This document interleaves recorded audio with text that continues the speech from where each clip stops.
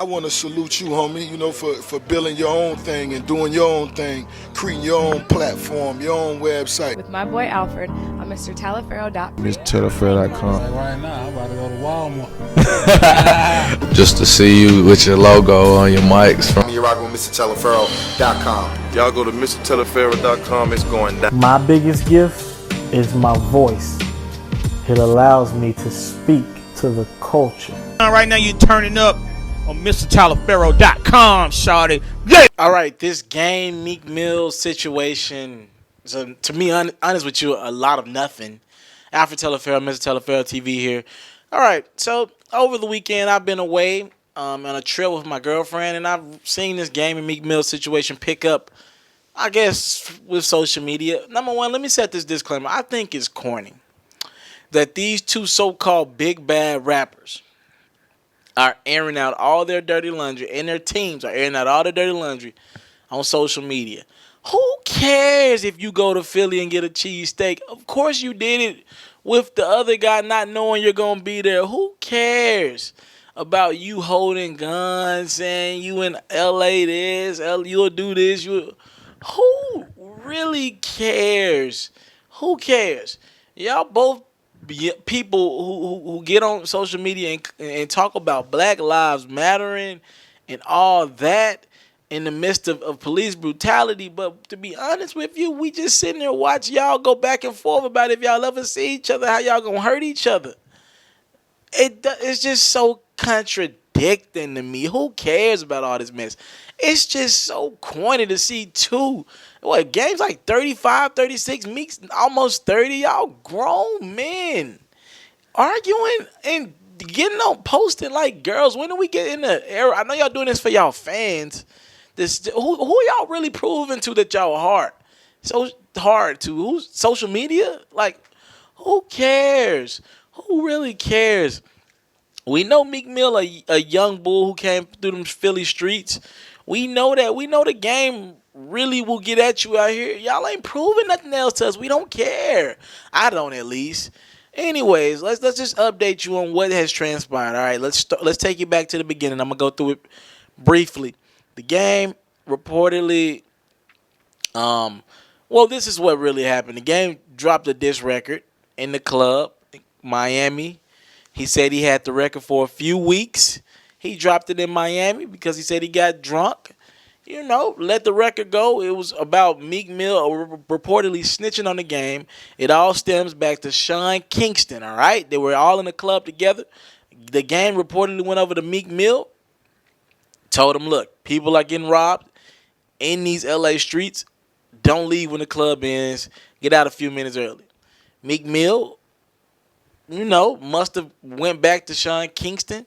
And after Sean Kingston hit up Meek, like, who robbed me, Meek Mill must have went back to Sean Kingston and told him something specifically. This is where the game gets upset at.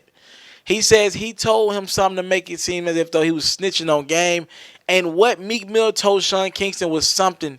The way the game said it, he said if he tells three people a story, he'll tell it to those three people three different ways. So the way the game is saying it, Meek knew the story that the game told Meek is specifically the story he told Meek. So Meek had to have told Sean Kingston. Meek went on to deny that. They conferenced each other in on three-way, whatever. The game got questioned by police. He didn't like that. In the game's eyes, he called that snitching. All right, let's update you where we're at now. All right, these two have been, trading Instagram spars. Great diss records have come at it, though. That is one great thing. 92 bars from the game started off. Meek Mill responded with the diss record of his own on the ooh beat. And then Good Game responded again. Pest control. So great bars have come out of this diss. But with that being said, here's where it get interesting. This is where I can come in, and I ain't with all that gossipness. I'm trying to get it back to hip-hop. All right, Beanie Single. He was a part of Meek Mill's diss record at the game. The game didn't like that, of course. He got a lot of respect for Beanie Single. The two actually have a relationship together. The game pretty much was like, that's a slap in the face. You went in the studio with Meek knowing that it was a diss record and it was dissing me, and you thought that was cool. If you consider yourself a partner of mine, how could you think that was cool? All right, we get that. But here's where it get interesting. Beanie Siegel was like, my apologies. I didn't hear the 92 bars in the record. The game actually big ups Beanie Siegel in it. That was the first diss record. So now Beanie Siegel does his record. All right, cool, whatever. He gets on it marginally and says what he says. Beanie Siegel actually says he went in studio to help me. He said this in a radio interview, all right? He said, I actually went in studio to help the Dream Chasers with bars. This is where it gets quite entertaining.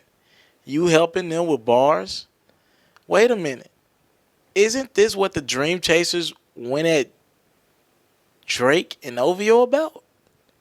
So somebody was getting help with bars. I've heard numerous reports that it was O'Malley. Some people have been saying it's Meek Mill. And Beanie said this in the interview. He literally was like, I don't even want to speak on that, but I went in there to help them with bars. Well, wait a minute. Wait a minute.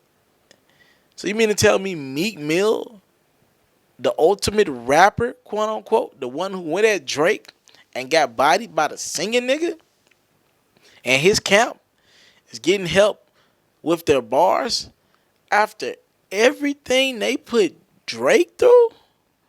You're telling me somebody in that camp is getting help with the bars and people are putting out there and speculating that it might have been Meek? You can't be serious. You cannot. Meek Mill might be the biggest hypocrite in music. Meek Mill and the Dream Chasers. And I respect them because they represent something out of Philly that's much needed. Is Philly, in Philly, you know, I compare Philly to Memphis and Chicago. You get out if you can. It's rough. Meek Mill got a big impact on them kids in the community. But when we talk what he tweets out and puts on Instagram, it is so contradicting, so hypocritical. If this is true, y'all getting help with the bars? It makes no sense. It makes no sense. So now the game has ran with that, and the game has got on social media and said, y'all got Beanie Siegel jumped. So this has went all over the place, man. This was, I knew this would go wrong. I said this in a blog, but hopefully it just stays hip-hop. I'm starting to see some things I don't like with the game trying to go to Philly. I ain't liking all that. That's where it can get more than music and hip-hop. This is what I said in my other blog. We can never keep things hip-hop. We are the only genre that takes things too far. We can never keep things in the music. With that being said, if Meek and Dream Chasers or somebody in the camp is getting help with them bars, that changes everything. That makes me wonder about the whole Drake diss even more. You went at Drake for who is writing up? If Meek's getting help, who is writing up bars nowadays? I don't want to believe that because I think Meek is nice with that pen. I want to believe that, just like I think the game is nice with that pen. But this is just went all out of line. The game is threatening Meek. He's telling us that he got people calling him saying, look, we in front of their houses in the Cali. You want us to take care of it? Come on. No. Let's chill out. Let's bring it back to the forefront. We can't keep it in the music. Let's leave this alone. Alfred Teleferro, Mr. Teleferro TV. Thank y'all for the love, the time. I don't take it for granted. Salute. I'm out. Hey, first and foremost, I want to thank you for watching this video. I hope you enjoyed this video, and I would love if you watch other videos while you're on my YouTube channel. Now, while you're here, people ask me all the time, how can you support Mr. Teleferro? Well, if you want to support me in my future endeavors, the first thing I want you to do is subscribe to my channel. If you subscribe to my channel, you get all my content first. Your subscribe goes a long way. I get to understand my demographics, understand who support me, who got something out this video. So first things first, a subscribe will go a long ways. Next, if you really rock with me, donate $1 to my GoFundMe. I have a GoFundMe link in the description. If you really want to support me, just $1. Showing me $1 and some good wishes will go a long way. If you want to support me and you want to help me with my travels, I got a lot of things coming up, but I got to get them travel fees there. I got to find a way to get there. So that can help me financially if you really want to go there. Also, a word of encouragement. Thank you. Whatever it is, talk to me in my comment box below. comment on this video, like, subscribe, do whatever you got to do this video. I got to thank you for your time. I don't take it for granted. My name is Mr. Telefero. Now, if you subscribe, help, donate, do whatever, you can see more videos like this, more new exclusive content. I got a lot on the way. Trust me.